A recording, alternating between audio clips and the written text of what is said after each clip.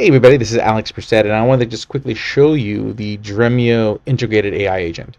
So Dremio gives you really sort of three really cool punches of AI. One is going to be this integrated AI agent that's just integrated into the Dremio experience. By default, it'll use the Dremio sort of default LLM that basically is managed by Dremio and whatnot, and then it'll just draw down your Dremio credits. But you do have the ability to bring your own preferred LLM to Dremio to fuel the power of this agent. Now, the second feature was the AI functions, which I've done a separate video on.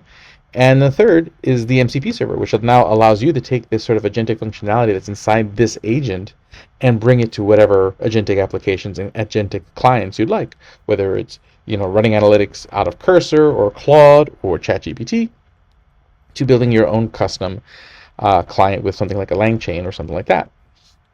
So you got a lot of really cool powers here to really be able to make use of the data you have across all your sources connected to Dremio. Now, what I want to do here is we're going to ask, what are the data sets I have access to? Okay, so that's going to then run and basically make some tool calls to Dremio in order to kind of get the list of tables that are available. And again, it's doing this as my current user, so it won't have it only show me what I have access to. Now in this case, I'm an admin user, so I have access to everything.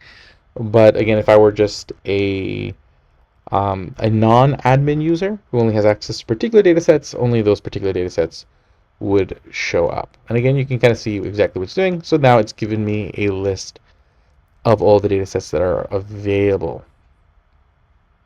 Okay. Now, what I'd like to do is create a visualization. I just want to kind of maybe just do some exploratory analytics and just kind of see what may be interesting facts in there. So first thing I'm going to do is maybe I can't think of a specific thing I want to look at, but I'd like to see, hey, if maybe the LLM can give me some suggestions. So I can sit there and say, hey, based on the orders table, what would be some good or useful metrics that I can derive from and I'll just paste the name of the table. Okay, I'm gonna put a question mark.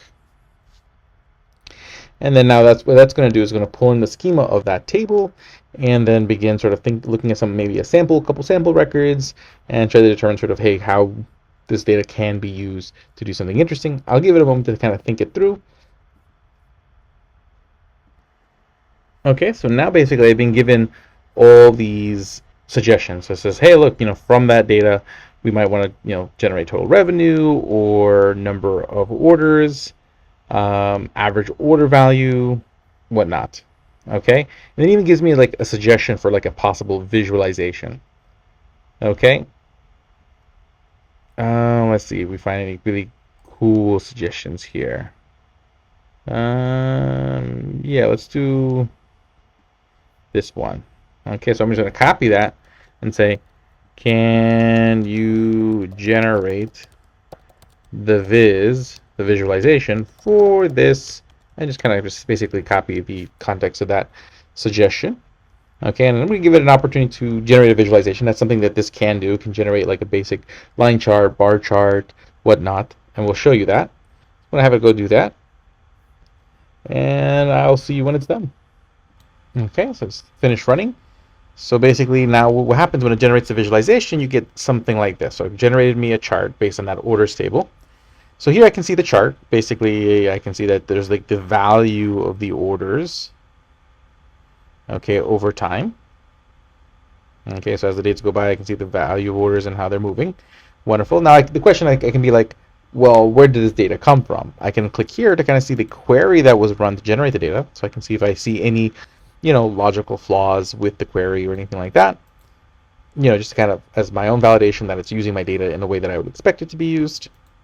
And then I can actually see the records of that, or at least a sampling of the records that were the result of that query. Again, to get an idea if I see anything that I could eyeball and realize, hey, maybe this isn't something that I can trust. And I can see it give me an explanation of that. So this is a great way for like just a business user to be able to self-service access the data. And again, This works really well because of Dremio semantic layer. You fill in the wikis. Again, you get the lineage information. You can create views that have more semantic naming of your columns. And all of this can then help the AI agent to be sort of just more accurate in how it provides things. And like some things you may do is like you have a table, and in the wiki you document the types of metrics that you want generated from that and how to calculate them and whatnot. So that way, again, the AI can more quickly and more accurately sort of infer the types of metrics you want to generate, and then I can visualize them on an ad hoc basis. So this is great for like sort of ad hoc exploratory analytics. And then I can still use something like a Power BI or a Tableau to create more long-lasting BI dashboards that might be used throughout the company.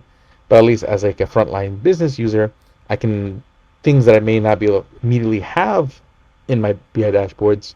Instead of waiting for like a 3-week request for the dashboard to be created, I can use the AI agent to basically generate these visualizations right here within Dremio. Or you can always just take the MCP server and bring it to your client of choice, something like a Claude that can also kind of generate those visualizations. And that's just as easy as going to your project settings and just copying the URL of the MCP endpoint for your thing, and just bringing it over to your client of choice and authenticating. So with that, I'll see you all later.